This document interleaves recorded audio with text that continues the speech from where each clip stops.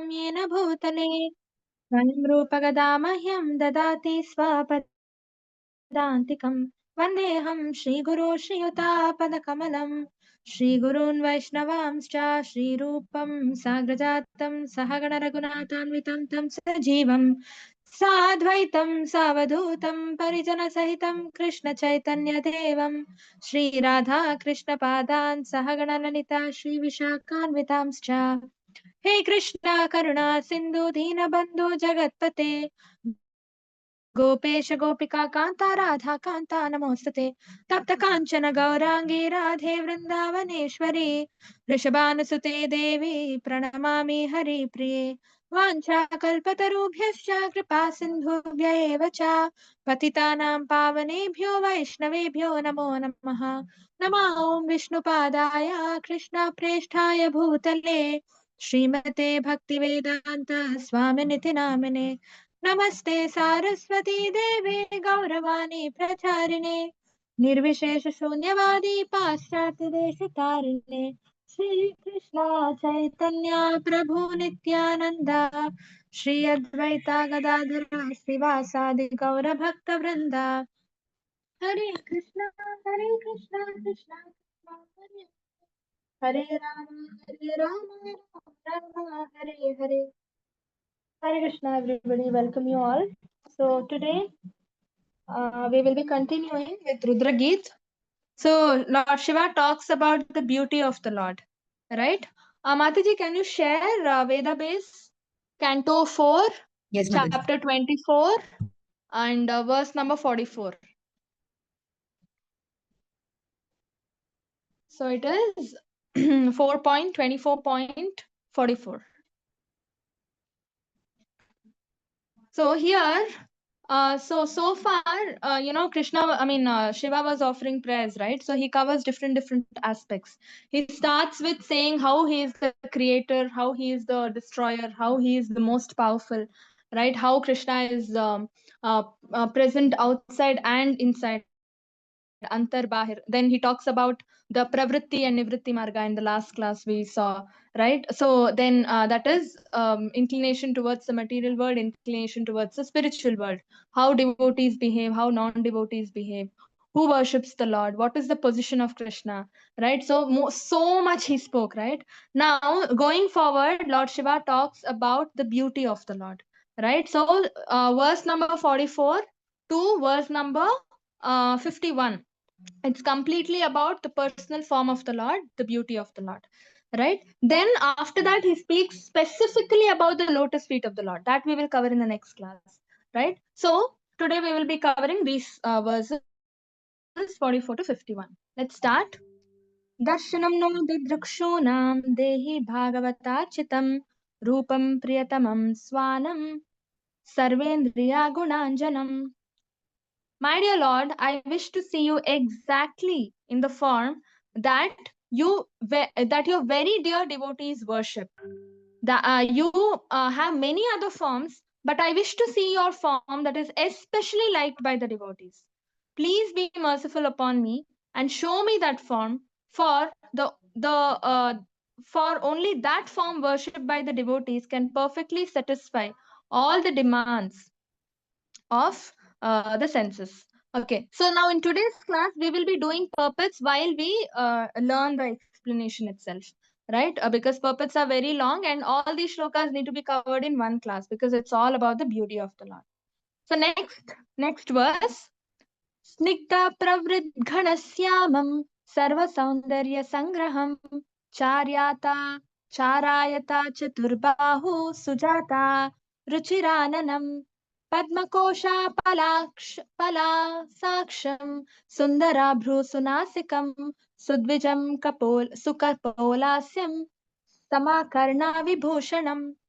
The Lord's beauty resembles a dark cloud during the rainy season. As the rainfall glistens, his bodily features also glisten. Indeed, he is the sum total of all beauty. The Lord has 4 arms and an exquisitely beautiful face with eyes like lotus petals, a beautiful, highly raised nose, a mind attracting smile, a beautiful forehead, and equally beautiful and fully decorated ears. So we can understand, right, in the translations, how the beauty of the Lord is being described. Next verse. Preeti प्रहिसितापाङ्गम् अलकैरूपशोभितं लसत्पङ्कजकिञ्जल्का दुकूलं हृष्टकुण्डलं स्फुरत् किरीटवलया हारानूपुरमेखलं शङ्खचक्रागदा Padma मालमन्युत्तमादितं मादिमत्. The Lord is super excellently beautiful on account of his open and merciful smile and his sidelong glance upon his devotees. His black hair is curly, and his garments, waving in the wind, appear like flying saffron pollen from lotus flowers. His glittering earrings, shining helmet, bangles, garland, ankle bells, waist belt, and various other bodily ornaments combine with conch shell disc, club, and lotus flower to increase the natural beauty of the Kaustuba pearl on his chest. Next verse. Simhaskandat vishobhibrat saubhaga kaustubham shriyanapinya kshipta nikasa smora solasat. The Lord has shoulders just like lions.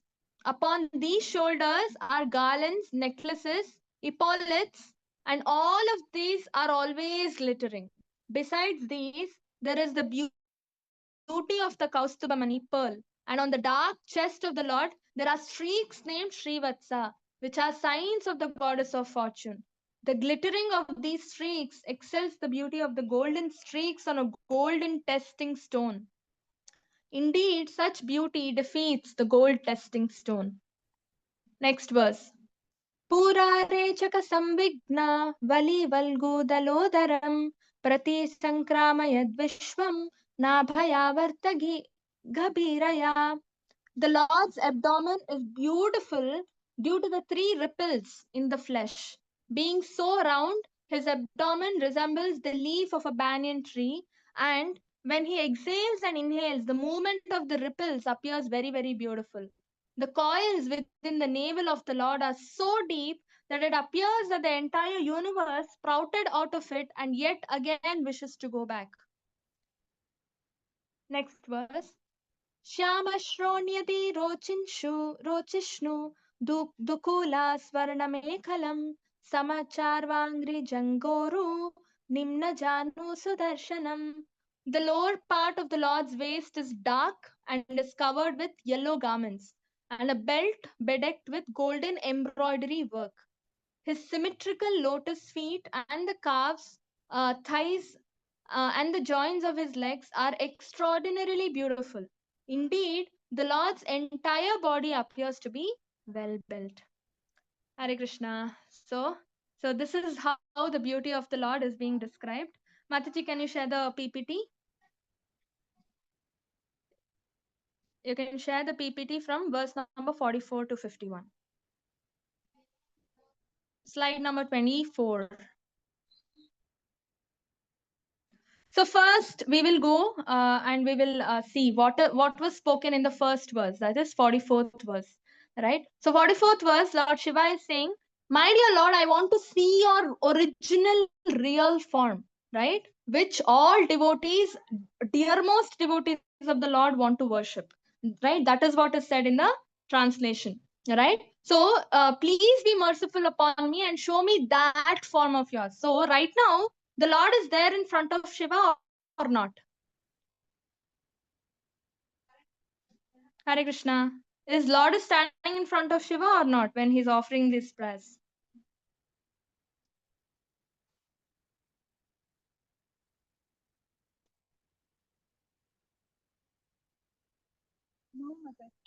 Yes.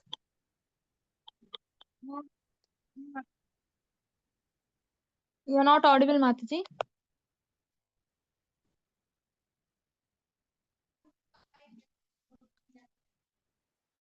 Okay, so basically, the question is the Lord present in front of Lord Shiva, or not, when he is offering the prayers? right? So basically, which form of Lord is present in Lord Shiva? I mean, in front of Lord Shiva, if in case he's present.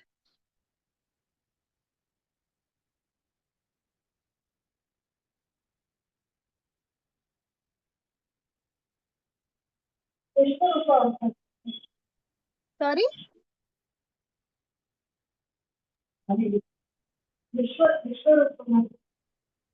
Vishwarupa.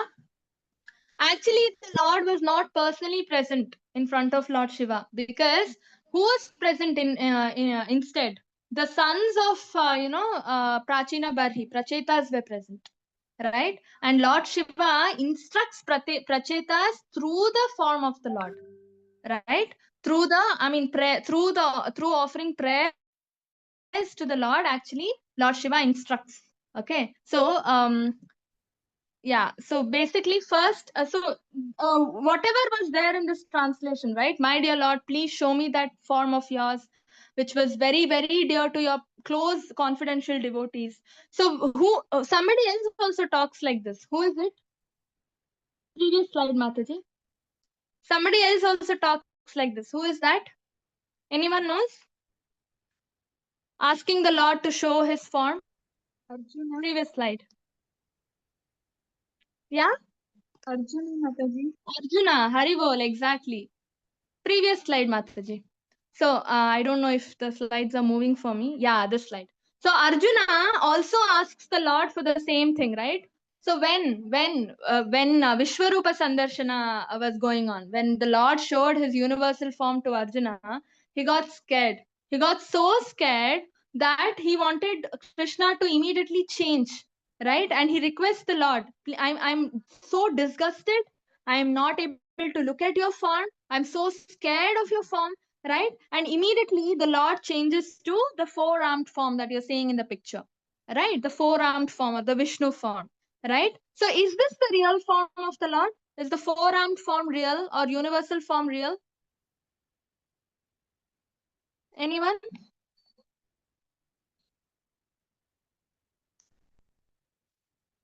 There are three forms in front of us. Which is the real form of the Lord?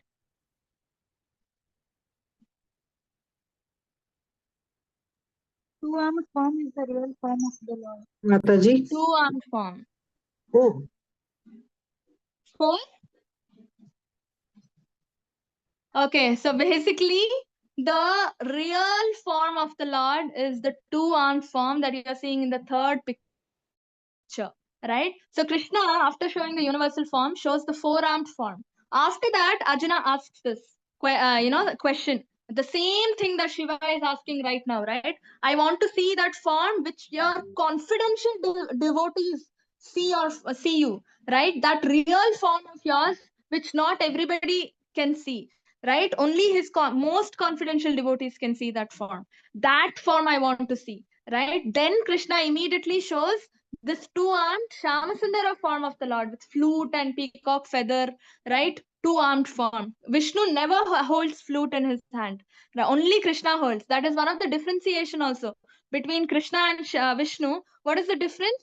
Venu Madhurya, right? Krishna can play flute, but Vishnu cannot play flute. He doesn't know, right? He will not play flute, right? That is also one of the reason why Krishna is greater than Vishnu, right? So he shows this two-armed form and says, this is the real form that even demigods do not get to see. Only pure devotees get to see this real form, right? That is Krishna's real form, right? So that is what Shiva is saying. Shiva also worships Vishnu, right? He meditates on Sankarshana. He meditates on Rama, right? Rama, Sankarshana, all of them, they are considered Vishnu tattvas, right? But pure, real two-armed form of the Lord is very, very confidential, which only devotees know, right? Like Radharani, the gopis, the Yashoda Maya, right? All Vrindavan, Brajavasis, right? So that's why Lord Shiva is saying, show me that confidential, real form of yours. I want to see your true form. That is this two-armed form, right? Next slide. So here in the next slide, we Lord Shiva goes on to explain or to describe the beauty of the Lord, right? So in the puppet, if you see, it's given over here that Krishna is called sarva kama, sarva gandha, sarva rasa. As in, devotees can relish Krishna's love in all the three rasas. That's why he's given the name Akhila Rasamrita Sindhu. Right? Akhila Rasamrita Sindhu. So what is the meaning of Akhila Rasamrita Sindhu? Anybody? Akhila Rasamrita Sindhu means what?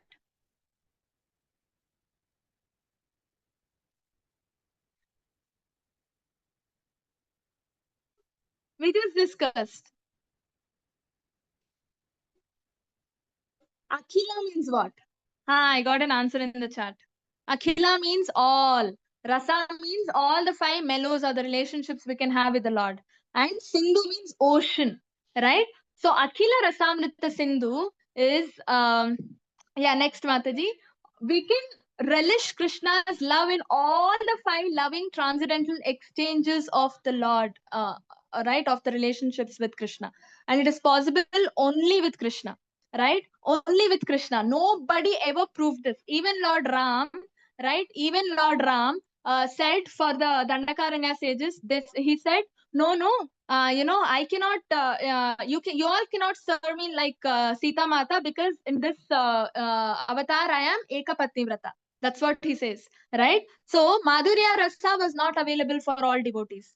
Vatsalya Rasa was available, but he was a king. So only the queens could enjoy Ram's childhood relationship, like Vatsalya Bhav, right? Kausalya, Supraja, all of these, right? Not all, Keiki and all that, right? So again, it was limited.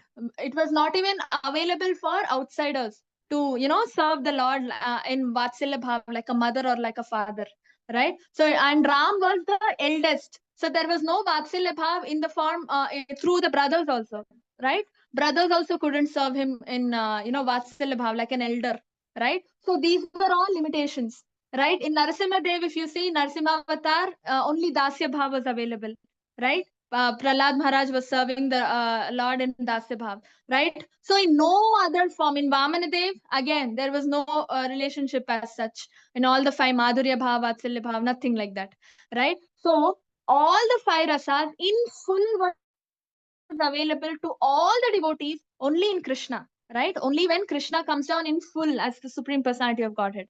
That's why it's called Akhila Rasamrita Sindhu. So many gopis got an opportunity to serve him in Vatsalya Bhav. So many gopis got an opportunity to serve him in Madhurya Bhav. So many gopas got an opportunity to serve him in Sakya Bhav, right? None of this was possible in other avatars of the Lord, right? So that's why Krishna is called Akhila Rasamrita Sindhu, and he's called in Prabhupada mentions, right? Sarva Gandha, Sarva Rasa, Sarva Kama, right? And he's Raso Vaisa. Raso Vaisa means relishable in all the five relationships with the Lord, right? So, next slide. So now we need to understand Krishna's form is complete, right? So Krishna's form is complete. So now we are talking about Krishna, right? Radha Krishna. And we already saw that the four-armed Vishnu form is not the real form of the Lord. It's actually the two-armed Krishna form is the real.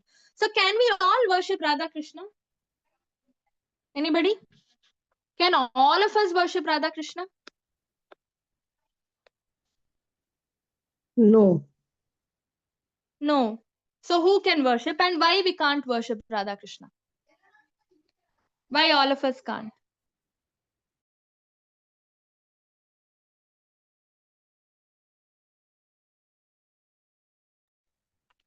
Yes, any guesses?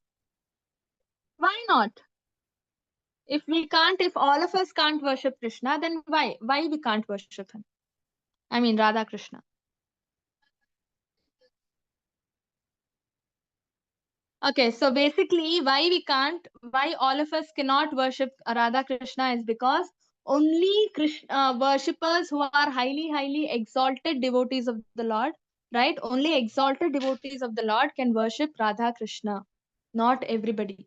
Not everybody. It's highly, highly prohibited. In fact, in one of the levels, if you see level 2, level 3, lot of devotees ask questions, right? Can we buy Radha Krishna from Vrindavan? Can we get Radha Madan Mohan, Radha Sham Sundar, right? And we can worship. We say, no, you can't. Rather get Gaurnitai deities and worship. Do not get Radha Krishna deities, right?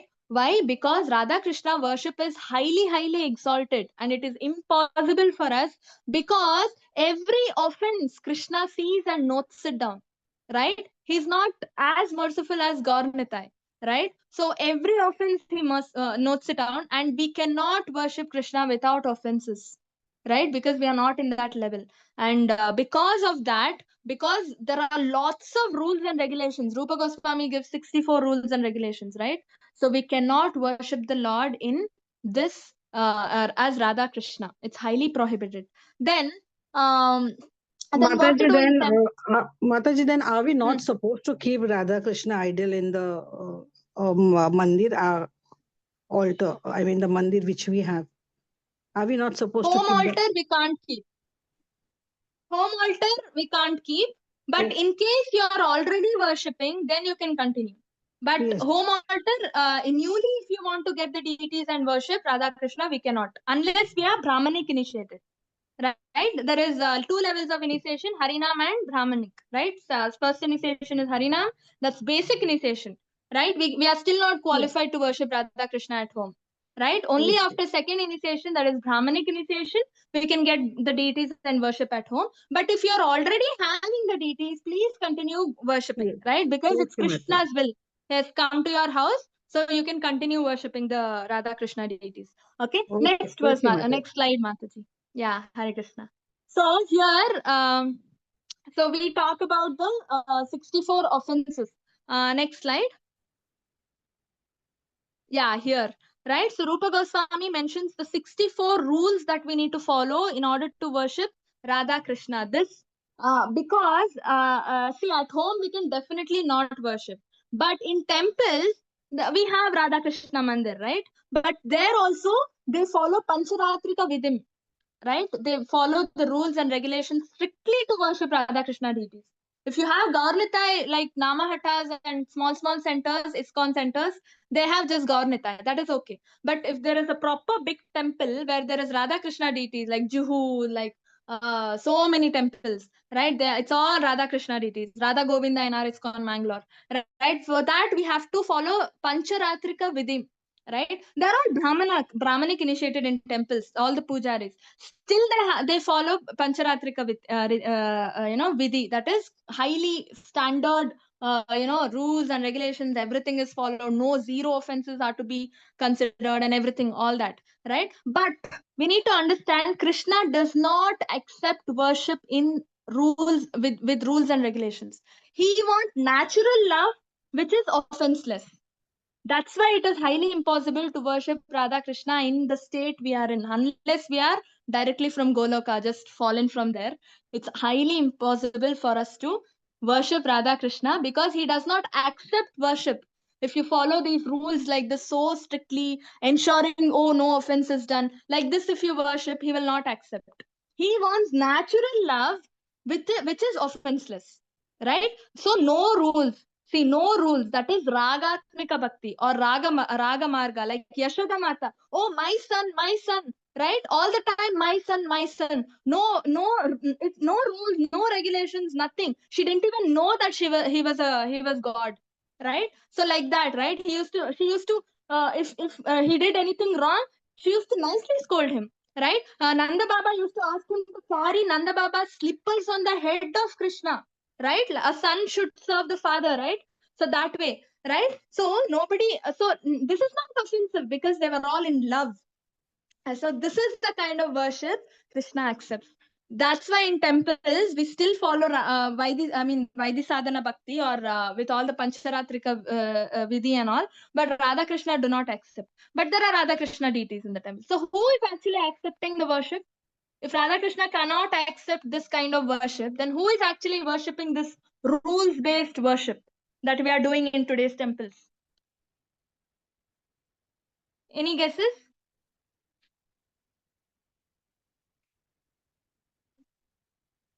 Who is accepting this kind of Vaidhisadhana Bhakti or this Pancharatrika Bhakti if Radha Krishna cannot accept?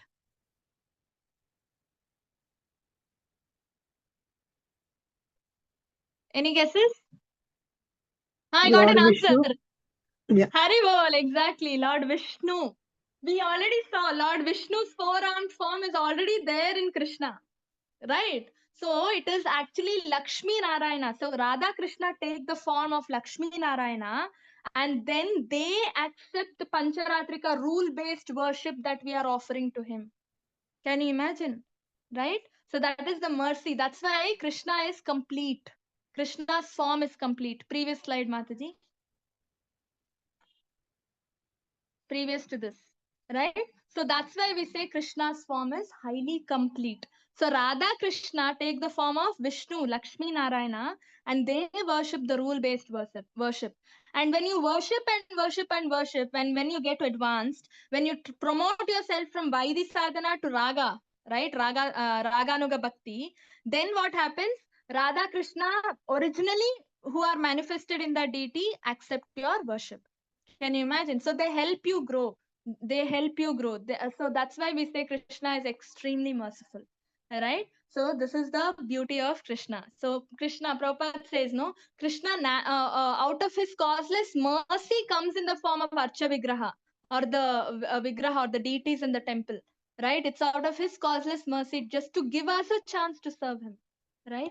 Next, we in the purport, I mean, in the following verses, Shiva went on to talk about the beauty of the Lord. This is the beauty of the Lord. You can see in the picture, right?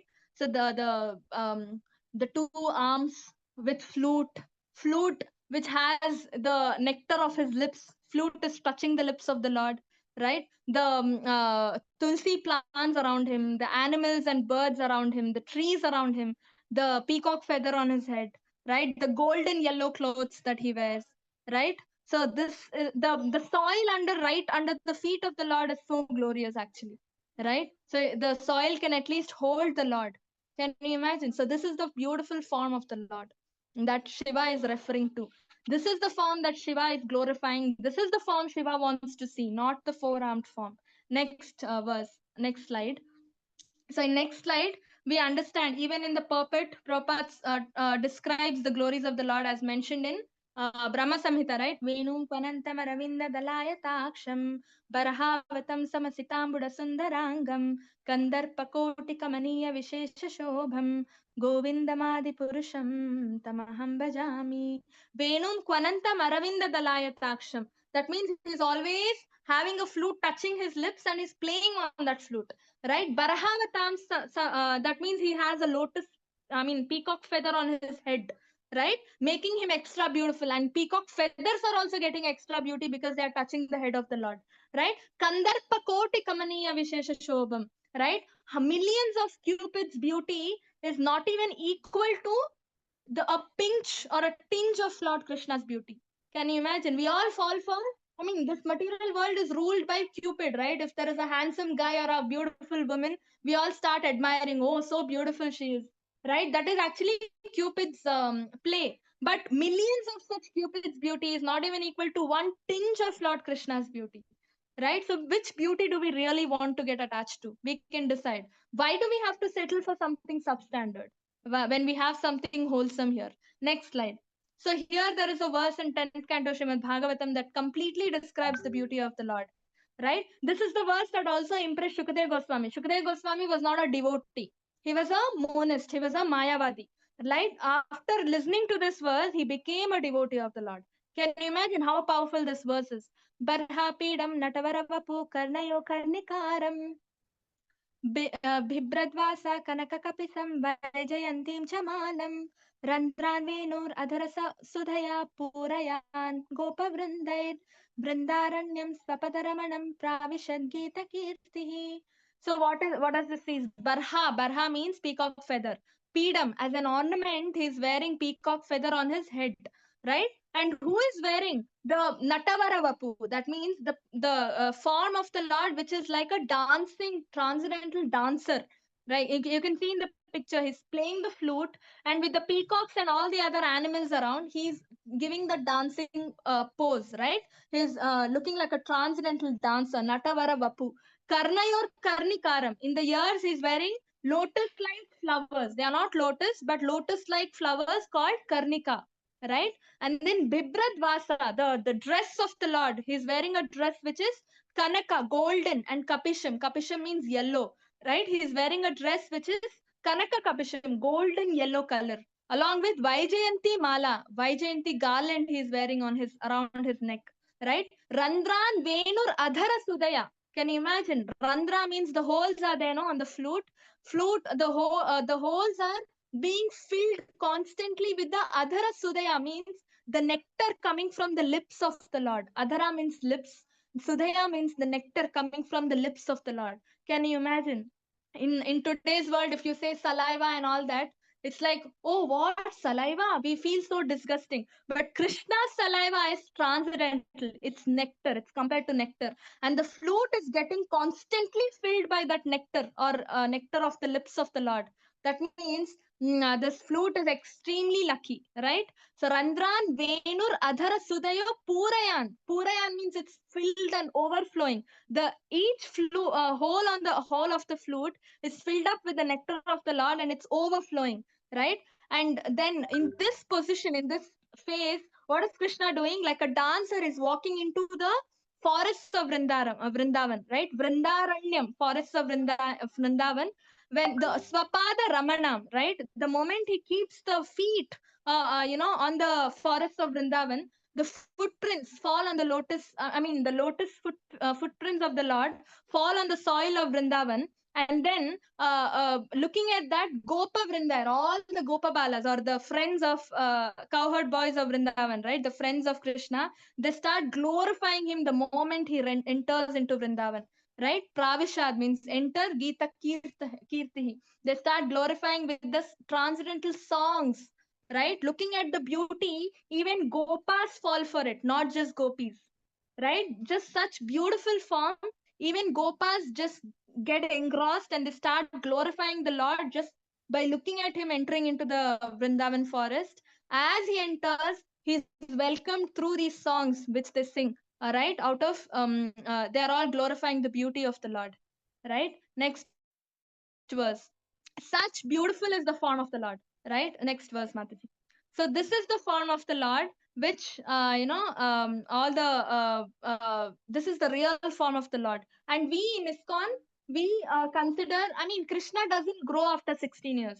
This, I think, a lot of people do not know. Kishore Murti, he's called, right? Krishna doesn't grow after 15 years and 16 years. So that's why even on Battle of Kurukshetra, right, when he was giving Bhagavad Gita to Arjuna, when he was narrating, Krishna was looking as young as a 16-year-old, although he was, I think, 120, 130 years old, right? Sorry, not 130. He was thousands years old, right? No, 800 years old. I'm so sorry. Yeah. He was around 800, 900 years old that time. And when he was narrating Bhagavad Gita, he was looking like a 16-year-old. But Arjuna was same age as Krishna, but he was looking so old, right? He was looking like that 800, 900-year-old boy, right? So that's how it is. So that's why he's called Kishoramurtim. And even in Rama Samhita, it is said Navayavvanamcha, right? Advaitam Achyutam Ananta Rupam Adyam Purana Purusham Navayavvanamcha. Adyam Purana Purusham. He is the oldest Purana Purusham, but still he is Navayavvanamcha. He's still like a 16-year-old teenager. Okay. Now, we saw in the last, a couple of minutes ago, we saw 64 rules are given by Rupa Goswami, and we need to follow all the 64 rules if we have to advance from Vaidhi Sadhana to Raganuga Bhakti, right? But is it practically possible for us to follow these 64 rules? Anyone? Can we follow these 64 rules? Is it even possible for us to remember these 64 rules before following?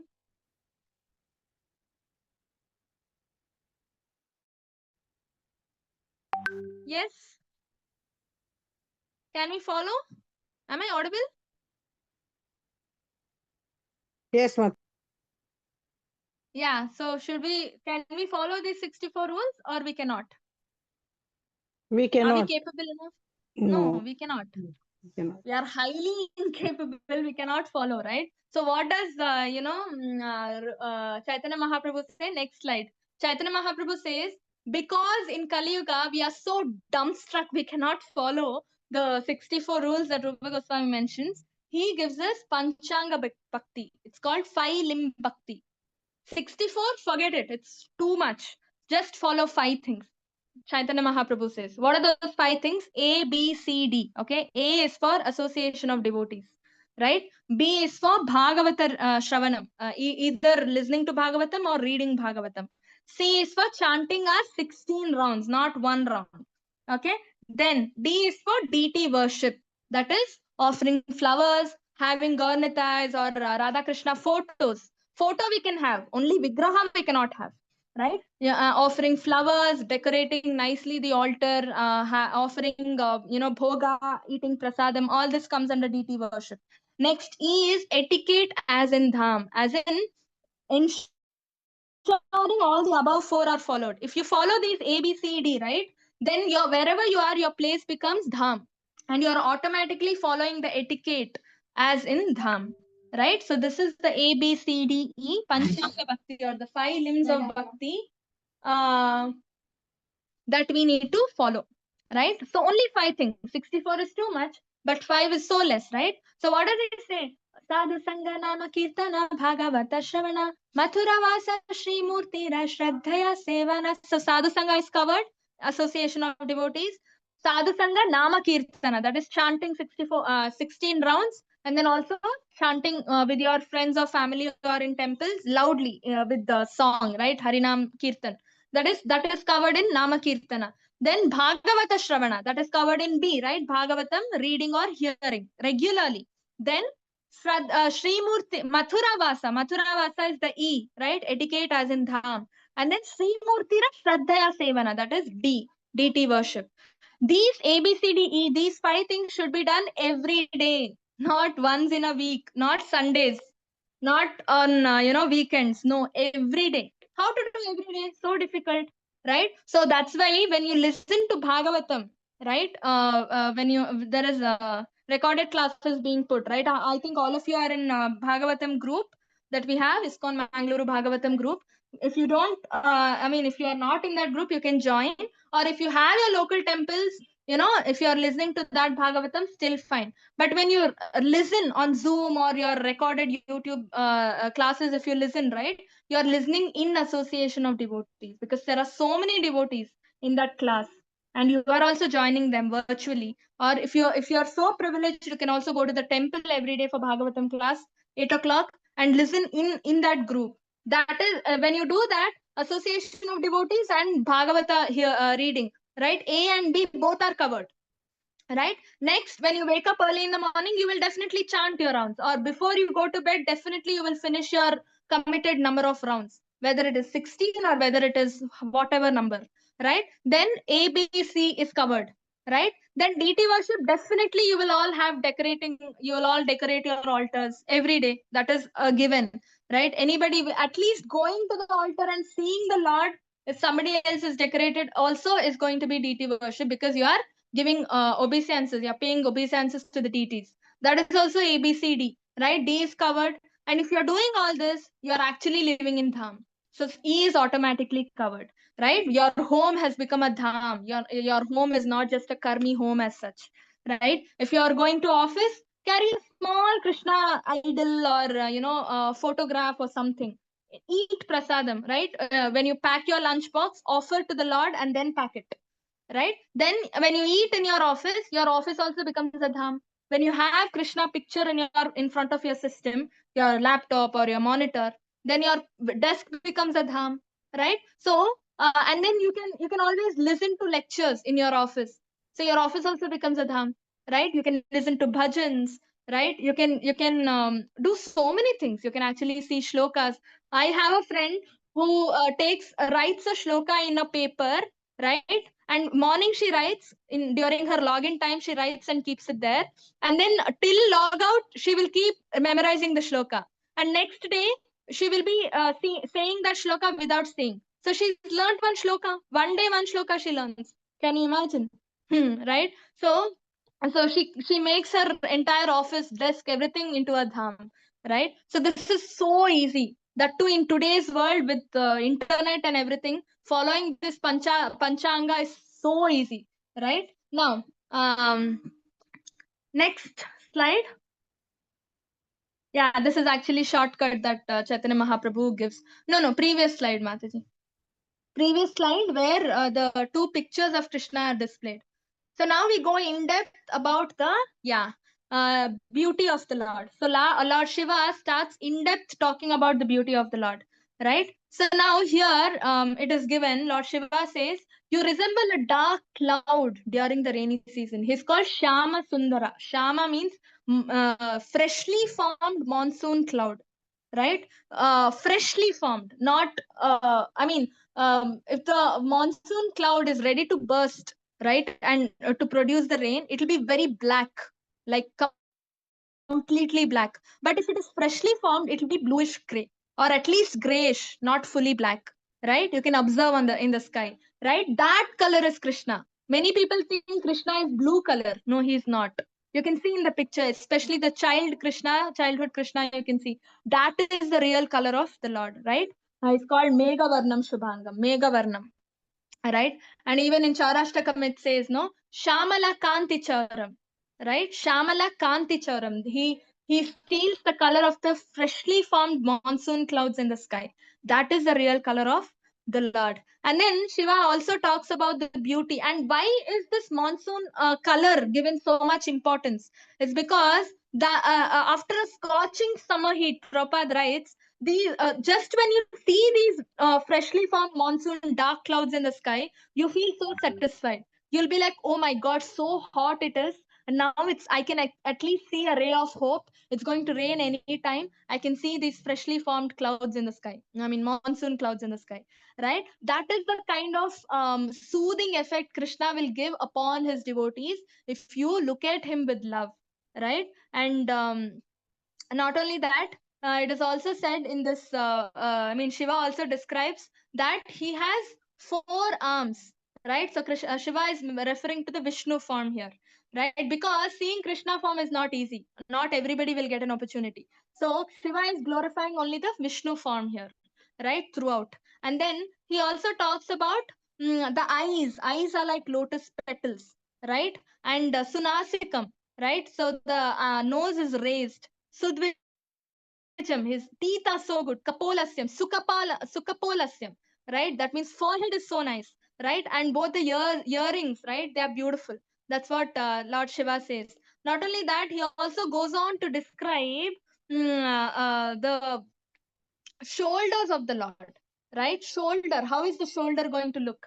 They are like lion shoulders. Can you imagine? And he has long arms, right? And you can visualize with these pictures what Shiva is trying to describe here, right? And he's also saying he's having garlands. We already saw Vaijayanti garland, right? And Kaustuba money, which is glittering, right? Kaustuba jewel that he has. And it is said in the puppet that the Kaustuba jewel gets its beauty because Krishna is wearing it. Can you imagine? When we wear ornaments, because the necklace is nice, we look nice. But when Krishna wears, because it's Krishna wearing, the necklace gets its beauty.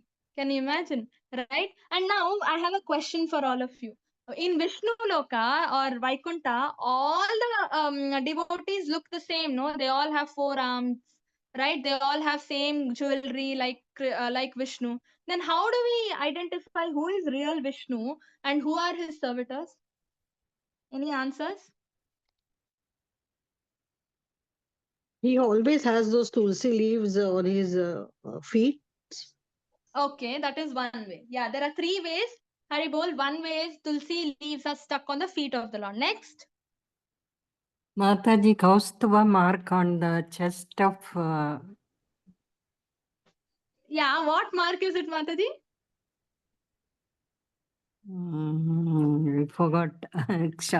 Some... Kaustuba jewel, Kaustuba money, the sparkling Kaustuba jewel No, is there. Then... Srivatsa. Okay. Yeah. Yes, So these are the 3 ways. So one is, as Mataji said, Tulsi stuck on the leaf. Feet of the Lord. Next is, as Mataji said, Kaustava jewel, that is in the form of a necklace, right, on the chest of the Lord. And also on the chest, there are streaks of hair, I mean, white, golden streaks called Srivatsa. These are the three things that differentiate the Lord from others in Vishnu Loka or Vaikunta, right? If you find these three things, then that is real Lord Vishnu. Others are all servitors, because in Vishnu Loka, Vaikunta, all of us have the same forms, right? Same four-armed form, same kind of jewelry, same kind of opulence, right? All that same thing you will have.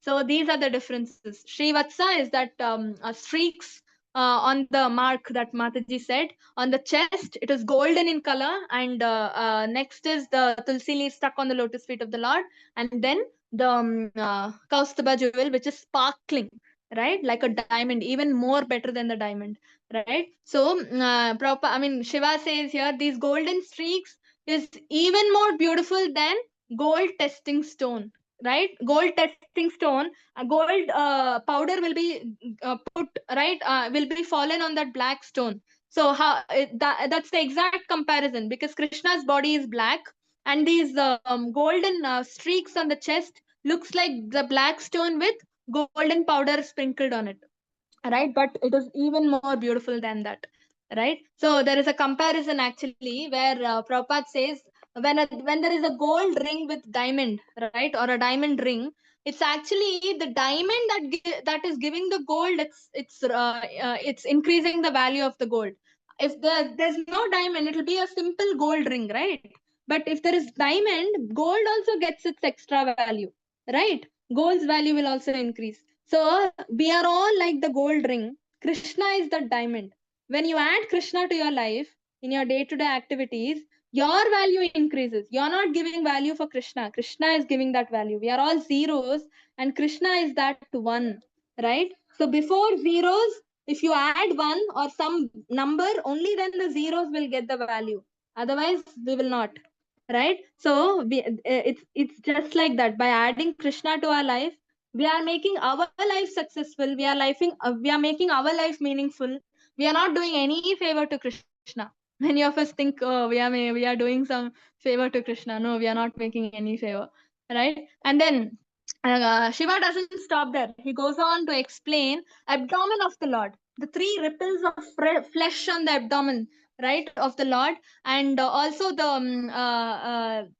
he talks about when he breathes, right? When Lord Krishna breathes, inhales and exhales, this ripples of flesh move up and down. And that is also so beautiful, Shiva is saying. See how keenly he is observing, right? And the coils within the navel of the Lord, right? With the muscles on the navel, there is a coil, there's a shrunk depression on the navel, right? That is in the form of lotus. And Lord Shiva is saying that coil is so deep, and it appears like entire universe is sprouted out of it.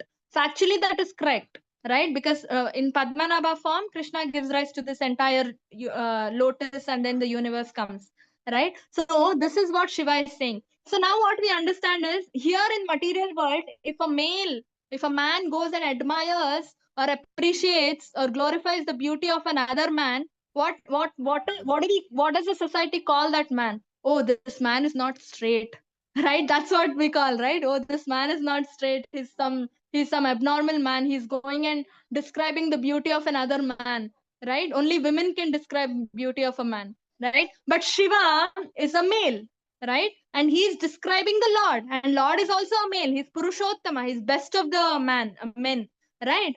And he's describing in so much detail. I mean, inhaling, exhaling, and the ripples are moving up and down. Can you imagine to what level he's describing, right? So, but he's not shy to describe, right? He doesn't care who thinks what about it. Why? Because on the spiritual platform, there is no male discrimination. There is only one male. There is only one Purusha. That is the Lord, enjoyer. Everybody, so Purusha or the man means enjoyer.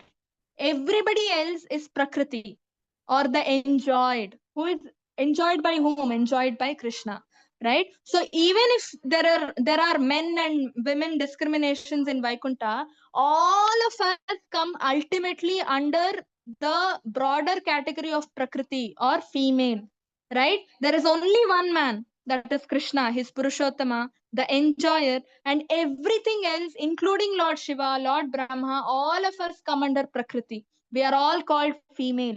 We are to be enjoyed by the Lord, right? How can Krishna enjoy us? When we glorify the Lord, Krishna will enjoy. When we serve him, Krishna will enjoy. When you make some nice food item and offer it to the Lord, Krishna will enjoy. So we are meant for that.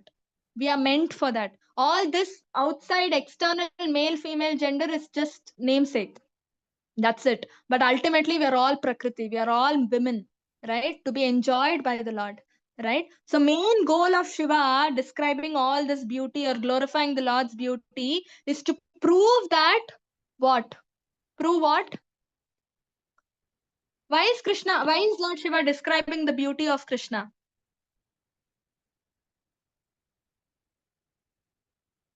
To teach us? No, Krishna teaches us is about his beauty in Bhagavad Gita, so we don't have to learn it from Bhagavatam. Why? Why is it actually, Lord Shiva is describing this beauty so intensely, so in detail about Krishna?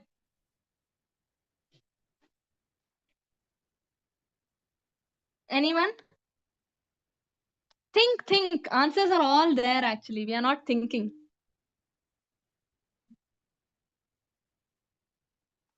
Yeah, I got an answer in the chat to glorify the Lord. Okay, that is one way correct. But what is the real intention of Lord Shiva describing this beauty of the Lord in so much detail?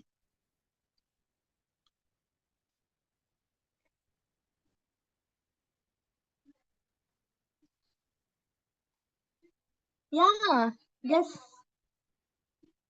I got one more answer in the chat. For us to know.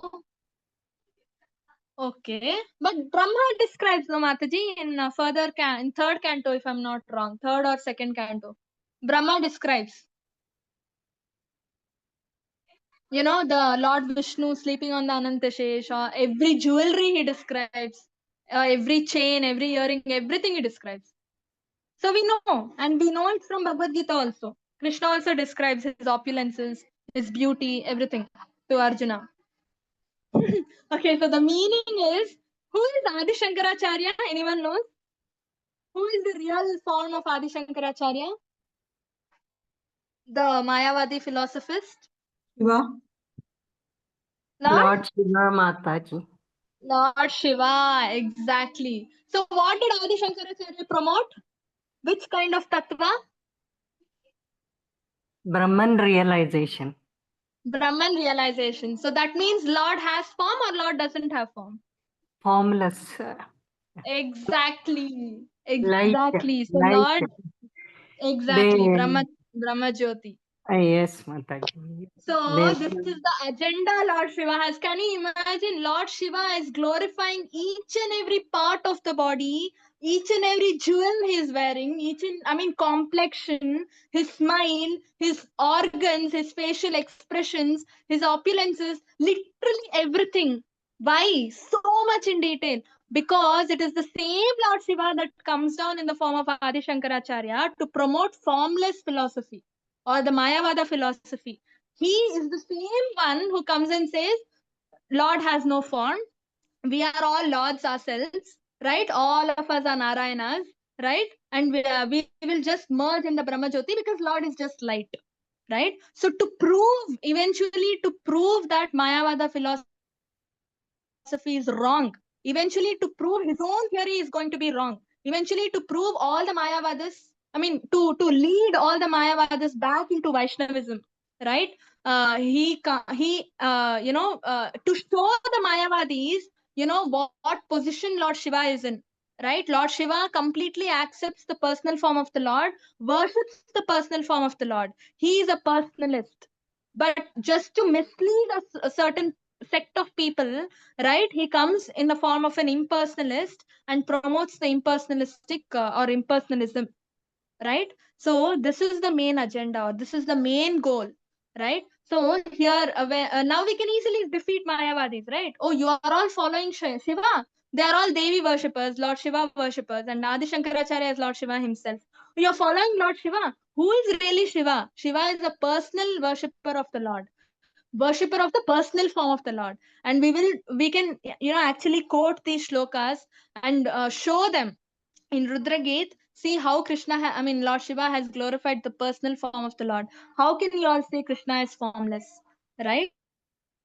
So this is the main thing, just to give us all a clue, right? Give to this material world a clue that even though Lord Shiva propagated Mayavadism, he composed Gita Mahatmya before leaving this world. He composed Bhaja Govindam. Why did he compose all that? Right? To ultimately he wanted to lead all the Mayavadis back into Vaishnava cult, right? And that's why we have Bhagavatam has recorded evidence of Lord Shiva worshipping the Lord, right? In this intensive manner, right? So this is very, very important. Now, Mataji, I have shared one link with you. Can you open that link? We will read a little bit about the beauty of the Lord. This is very, very nice. We will all enjoy. So basically, Sanatan Goswami was personally trained by Chaitanya Mahaprabhu, right? Sanatan Goswami went to Chaitanya Mahaprabhu to receive knowledge on bhakti, and Chaitanya Mahaprabhu personally trains him. Now, Sanatan Goswami asks Chaitanya Mahaprabhu a question. Can you explain to me the beauty of Krishna? Right? The moment Sanatan Goswami asks, Lord Chaitanya Mahaprabhu himself starts describing the beauty of Lord Krishna to Sanatan Goswami. And Sanatan Goswami records this in Hari Bhakti Vilas. Right? Today, if we have any information about the beauty of the Lord, it's all taken from Hari Bhakti Vilas and Srimad Bhagavatam and all other authentic scriptures. Okay? Mataji, can you share that screen?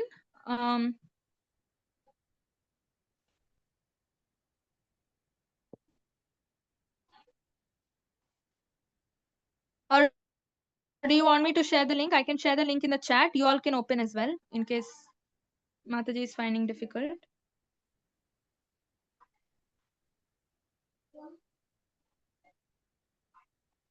Yeah, Haribol. Scroll down, Mataji. Scroll down and you will get more. You will get a boxed content. Here. Yeah, here only. Little above this. This. The face of Krishna. Yeah, you can read, Mata. Anybody can read. Who wants to read? Anybody wants to read? Only this one box. May I? Yes, Mataji. Hare Krishna, Mataji Pranams. The face of Krishna is the king of all moons, and the body of Krishna is the throne. Thus, the king governs a society of moons. Krishna has two cheeks that shine like glowing gems. Both are considered full moons. His forehead is considered a half moon, and the spot of sandalwood there is considered a full moon. His fingernails are many full moons, and they dance on the flute in his hands. Their song is a melody of that flute. His toenails are also many full moons, and they dance on the ground. The song is the jingling of his ankle bells. Krishna's face is the enjoyer king. That full moon face makes his spark shaped earrings and the lotus eyes dance. His eyebrows are like bows and his eyes are like arrows. His ears are fixed on the string of that bow, and when his eyes spread to his ears, he pierces the heart of the gopis. The dance features of his face surpasses all the other full moons and expand the marketplace of the full moons. Although priceless, the nectar of Krishna's face is distributed to everyone. Some purchases the moon rays of his sweet smiles, and other purchases the nectar of his lips. Thus, he pleases everyone. Krishna has two reddish, widely eyes, red eyes. These are ministers of the king, and they subdue the pride of Cupid, who also has beautiful eyes. That face of Govinda, which is full of happiness, is the home of the pastime of beauty, and it is very pleasing to everyone's eyes. If by devotional service one gets the results of pious activities and sees Lord Krishna's face, what can he relish with only two eyes? His greed and thirst increases twofold by seeing the nectarian face of Krishna.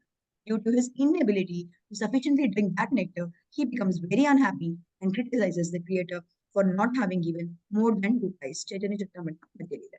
Hare Krishna. Pranams. Thank you. Hare Krishna. Haribol. Can you all, I mean, did you all follow? See how beautiful it is. Here it is said that Krishna's eyebrows are like bows. Okay, so in the material world, a woman's eyebrow is compared to be a cupid influence, right? Just by looking at a woman's eyebrow, it's given in Puranjana, I mean, 4th canto, 25th chapter. Just by looking at, a woman's eyebrows, the opposite sex, the man falls for the woman, right? For to enjoy sexual pleasure. Okay, so but if you replace that women's eyebrows with Krishna's eyebrow, especially Radha Madan Mohan is worshipped for um, diverting our attention from material sex pleasures to transcendental Krishna's beauty, right? So that's why we worship Radha Madan Mohan's eyebrows, right? It is recommended by Prabhupada that if we are so much inclined towards material sexual life, we have to worship Radha Madan Mohan's eyebrows. Here the same thing is given, right? So eyebrows are like bows. Father took it. Right. Can you mute? Hare Krishna. Yeah. So these eyebrows are like bows and eyes are like arrows. Can you imagine? And then it's also said that when his and ears are like the string of the bow. When he smiles, the eyes automatically touch the ears, right? When he smiles, and then what happens? The arrow is released. The right arrow is released, and that arrow pierces the heart of gopis. Not just gopis. Anybody who's looking to worship the transcendental beauty of the Lord, their hearts are pierced, they are struck by the beauty of the Lord, after which they cannot accept any other beauty in this world, right? So this is how the Lord is. And Chaitanya Mahaprabhu also says that it's like a marketplace. Krishna's body is like a marketplace. Few go and purchase Krishna's face, nectar of the lotus eyes of the Lord and lotus face, right? Few go and purchases the lips of the Lord, the smile of the Lord, the nectar of the lips, the saliva of the Lord, right? So everybody is attracted to one or the other feature, right? Can you imagine? So that is Krishna. And how can you purchase? Only by devotional service. See, the last para it says, if by devotional service one gets the result of the pious activities to see the Lord's face, that to Krishna's face, not the four-armed form, the two-armed Krishna's face, then, what can he relish with only two eyes? Can you imagine? His greed and thirst increases. So this is supposed to be a devotee's mindset. Tatra lavlyam api maulyam ekala. We need to be greedy. Greedy means more and more desperate to see the Lord, right? If you get somehow, out of this, some or the other way, if you get a chance to see this beautiful form of the Lord, what can you see with the two eyes that you have? Can we see such beautiful form? Can just two eyes can we digest or relish the form? No, that should be the mindset. I can't. These two eyes are useless to see the Lord, to see this beautiful face of the Lord. That should automatically come in our heart. That is called greed, laulyam, right? That increases our thirst to see the Lord. Krishna is called Shamam Tribhanga Lalitam. Shamam Tribhanga Lalita means Shama, he's Krishna, but he's Tribhanga Lalita. Tribhanga means in three positions, right? He's bent. One is in the neck, right? He slants his neck while playing the flute.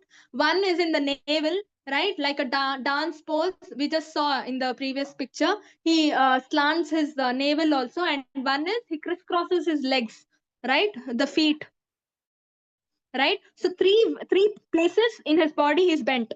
So that is called tribhanga. If there is a straight stick and if there is a narrow opening, a bottle with narrow opening, a straight stick will easily go into that narrow opening, right? But if the stick is bent in three places, it's very difficult to put that stick in a narrow lid, narrow opened bottle, a bottle with narrow opening.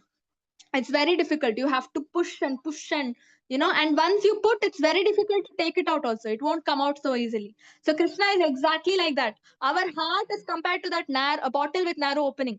right? And why Krishna is bent is because of this reason. He cannot enter easily. It is very, very difficult if Krishna has to enter your heart, right? A lot of us here are Lakshmi Narayana worshippers, not Radha Krishna worshippers. Why? Because it's very difficult for Krishna to enter our heart.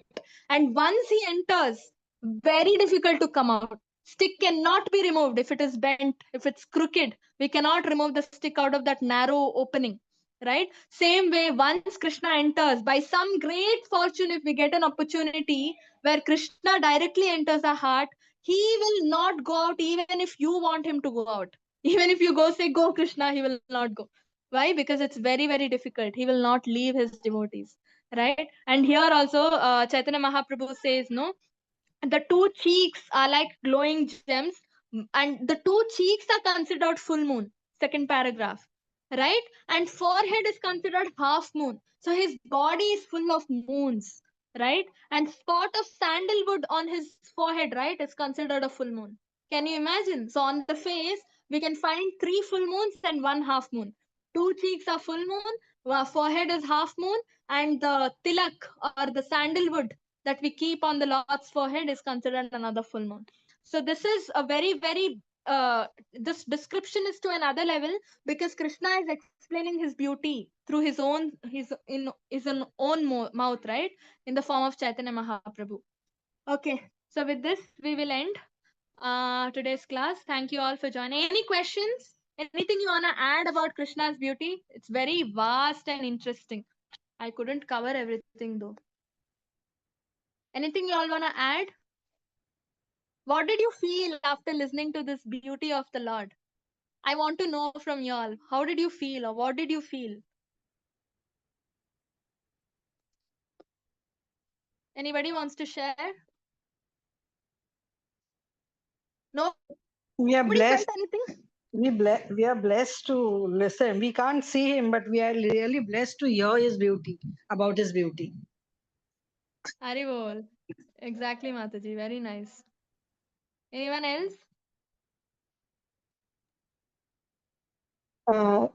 Similar feeling here also, Mataji, and literally sometimes getting those goosebumps moment when you narrated Krishna's beauty. So it is kind of really mesmerizing to even listen to. So Yeah. Just imagine how Lord Shiva has narrated so intensely. He's talking about the ripples of flesh. Can you imagine? Right? Oh my God, I can't even talk about it. Yeah. Hare Krishna. Thank you all for joining.